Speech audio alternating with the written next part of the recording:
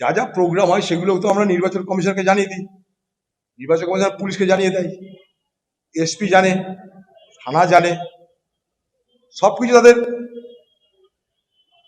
নজরেই হচ্ছে, কিন্তু তাদের জ্ঞানে কিন্তু সবকিছু হচ্ছে। এখানে কেউ জানে না তা নয়। এবং সেখানটাই পরিকল্পিতভাবে আমার যাত্রাপথে বাধা সৃষ্টি করে যাতে মানুষের কাছে আমি যেতে না পারি, এবং পাশাপাশি মানুষের কাছে তৃণমূল বার্তা দিতে চাইলো যে আমরা যা চাই আজও তা হয়, ওই দেখো কংগ্রেসের প্রার্থী অধীর যেতে দিলাম না। কিন্তু ওরা আমাদের মনোবল জানে না, ওদের ওই বাধাকে গুঁড়িয়ে দিয়ে আমরা আমাদের মতন মিছিল নিয়ে গেছি, এবং আগামী আবার যাব, আজকে বিকেলেও যাব, কালকেও যাব। তৃণমূলের কত দম আছে আমরা দেখতে চাইব। এই বহরমপুর এবং মুর্শিদাবাদ থেকে তৃণমূলকে উচ্ছেদ করার ব্যবস্থা আমরা করেছি। সারা মুর্শিদাবাদ জেলা জুড়ে তাই তৃণমূলের বিরুদ্ধে অভ্যুত্থান তৈরি হচ্ছে।